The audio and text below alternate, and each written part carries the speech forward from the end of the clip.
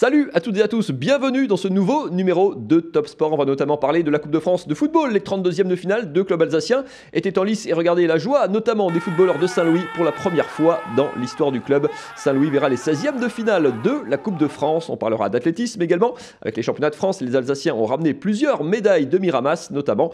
Et puis on va commencer par du handball avec un match à suspense. C'était au Malterie. Ça va un peu mieux pour Strasbourg qui était à la bagarre pour le maintien. En 2020, une seule victoire pour les Strasbourgeois et une dernière place à Noël. En 2021, ça a bien commencé. 2 victoires pour eux. La passe de 3 peut-être ce week-end. Réception d'Angers au Malterie. Angers qui était lanterne rouge avant ce match et qui joue lui aussi évidemment donc sa survie. Ça commence plutôt bien pour les Bleus. Les Strasbourgeois qui sont plutôt en vert, même si c'est un peu laborieux. Strasbourg fait la course en tête, mais n'arrive jamais à tuer le match. Et ce qui arrive un petit peu souvent dans ce cas-là, c'est que tout va se jouer dans les toutes dernières minutes avec ces balles perdues, ces passes bêtes qui offrent des buts tout faits aux Angevins. Angers qui va mener de 2 buts même. Strasbourg qui recolle. 1 minute 30 à jouer. L'échec à l'aile. Xavier Moreau, 9e but de la soirée pour lui pour donner un petit but d'avance à Strasbourg, 25-24. Moins d'une minute à jouer. L'égalisation d'Angers tout en maîtrise avec un sang-froid avec cette roucoulette. La balle de match pour Strasbourg. Une trentaine de secondes à jouer. Nouvel échec à l'aile. Le poteau qui sauve Angers. La grosse bagarre pour prendre la balle. À l'image du match, c'est un petit peu brouillon. Strasbourg qui récupère ce ballon. La faute sifflée contre l'Angevin qui avait réalisé l'interception. Il reste 8 secondes à jouer. Le Strasbourgeois historique de l'équipe, Geoffrey Bodemberger, qui prend ses responsabilités et qui marque quasiment au buzzer pour offrir la victoire à ses coéquipiers. 26-25 pour les Strasbourgeois qui enchaînent donc une 3e victoire consécutive. Pas la plus belle, certainement même la plus laborieuse, mais extrêmement précieuse dans la course au maintien. Regardez le classement, ce que ça donne. Célestat qui a perdu du côté de Valence est toujours 7e, mais les Strasbourgeois avec donc cette 3e victoire consécutive et leurs 10 points désormais. 3 victoires d'avance et le goal average sur Angers, la lanterne rouge, et 3 points d'avance sur Besançon et Sarrebourg. Un petit peu d'oxygène au classement pour les Strasbourgeois, mais la manière a laissé à désirer, en tout cas pas de quoi donner le sourire à Denis Latou. C'est un peu un hold-up, je suis désolé, mais on n'a pas le droit de jouer comme on a joué aujourd'hui. On a maîtrisé le match pendant 45 minutes et à chaque fois qu'on avait l'occasion de passer à 4, 5 buts devant, on leur a rendu des ballons. On va s'en contenter aujourd'hui. On n'a pas eu de chance sur les matchs allés, on les a perdus d'un but ces matchs-là. Aujourd'hui, on le gagne d'un but, avec chance certes, il faut le reconnaître. Maintenant, on va vite passer à autre chose, se reconcentrer sur le match de mardi qui va être une autre paire de manches. Et la suite, c'est effectivement dès ce mardi, demain, réception de Massy pour les Strasbourgeois avant le derby de vendredi. Célestat qui est toujours 7e, qui reçoit Strasbourg. 4 points pour l'instant séparent les deux équipes. On va ouvrir la page Coupe de France de football de ce Top Sport. Il est resté 2 clubs alsaciens en 32e de finale. Ça ne passe pas pour le Sporting Club de Schiltigheim, on en reparlera dans quelques minutes. En revanche, ça plane et ça va très très bien pour Saint-Louis-Neuweg, le club de N3 qui est allé chercher une nouvelle qualification ce week-end. Nous sommes justement en duplex avec l'un de ses joueurs, Axel Bidouzo. Milieu de terrain de cette équipe, vous êtes redescendu sur terre ou vous êtes toujours sur un petit nuage ce lundi ? Écoutez, bonjour à vous déjà premièrement.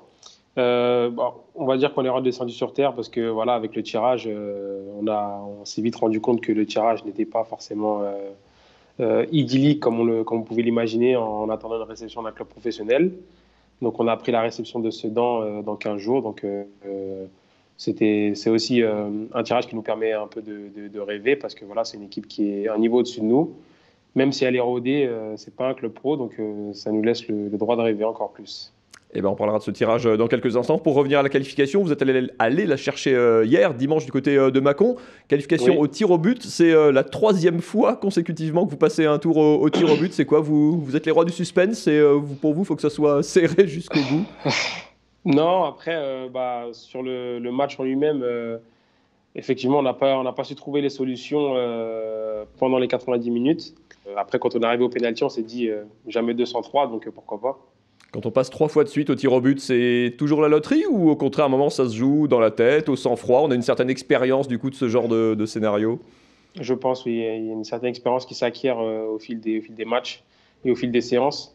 Avec les joueurs qui prennent aussi plus confiance dans leur tir et notre gardien Siegfried qui aussi prend confiance en ses arrêts, quoi. C'est une saison très paradoxale pour vous comme pour énormément de clubs amateurs ou semi-pro avec les championnats qui sont suspendus d'un côté. Cette aventure en Coupe de France qui est historique pour le club, jamais le club n'était allé en 16e de finale. C'est très paradoxal, très curieux comme saison pour un groupe, pour un joueur comme vous. Oui, paradoxal parce que sur le plan collectif, il y a eu la reprise championnat, un arrêt, une reprise sans vraiment rien préparer et en étant un peu dans le flou. Et puis la Coupe de France qui arrive très vite et qu'on doit préparer sur le tas, avec peu de préparation physique, peu de travail tactique. Mais voilà, les matchs font que on reste prêt semaine après semaine, quoi. Et surtout, on se dit que si on perd le match, on peut perdre le droit de s'entraîner. Donc c'est aussi un facteur de motivation.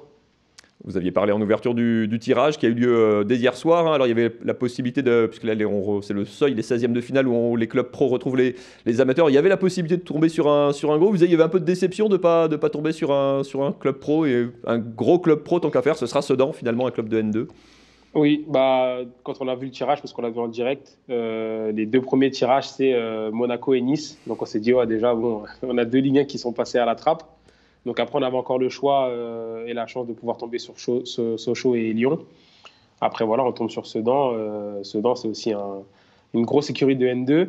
Ça va être un match, je pense, plus âpre que contre des pros parce que voilà, l'écart, il est quand même serré, il est infime. Et surtout, ils viennent de battre Sheltikheim sur un score assez élevé. Donc, ça ne va pas être une mince affaire non plus, quoi. L'avantage, c'est que ce sera chez vous. On vous donne d'ores et déjà rendez-vous. Hein, ça sera dans 2 semaines. Axel Bidouzo, merci beaucoup d'avoir été avec nous dans ce Top Sport. Merci à vous de m'avoir reçu. Bon boulot, parce que je pense pendant 15 jours, là, du coup, il faut se mettre au niveau pour ce 16e de finale. On y sera, évidemment. Soins intensifs et du travail. Eh bien, bravo encore à vous et à toute l'équipe et au groupe de Cédric Decker. On suivra ça, bien sûr, dans Top Sport. Et puis, comme vous allez jouer contre Sedan, on va voir ce qu'ont fait les Sedanais contre le Sporting Club de Schiltigheim. C'est juste après ça. Les Ludoviciens et leurs coachs qui pourront se pencher sur les images de ce Schiltigheim-Sedan pour voir notamment tout ce qu'il ne faut pas faire dans un match de Coupe de France. Direction le Stade de l'Art, lieu de tellement d'aventures et de belles histoires en Coupe de France pour le Sporting Club de Schiltigheim. Schillig en blanc pour l'occasion. Tout ce qu'il ne faut pas faire a commencé en tout début de match, moins de 10 minutes de jeu. La mauvaise passe de Belov, ou plutôt la bonne passe pour un adversaire. Merci pour le cadeau d'Achour qui ouvre la marque à la 9e minute de jeu. Le scénario catastrophe qui continue quelques minutes plus tard quand Seydou Baradze découpe le Sedanais porteur du ballon. Rouge direct pour le défenseur alsacien. Scénario catastrophe donc à 10 et mené 1-0. Schillig qui va tenir une vingtaine de minutes jusqu'à ce que Ramalingom fasse ce solo dans la surface pour battre Gauquelin de près. 2-0 et quand ça veut pas, ça veut vraiment pas. La sortie de Gauquelin sur ce corner juste avant la pause qui relâche le ballon. Le cadeau pour Karchier, 3-0 à la pause. On se dit que la deuxième mi-temps va être longue, très longue pour Guillaume Gauquelin et ses coéquipiers.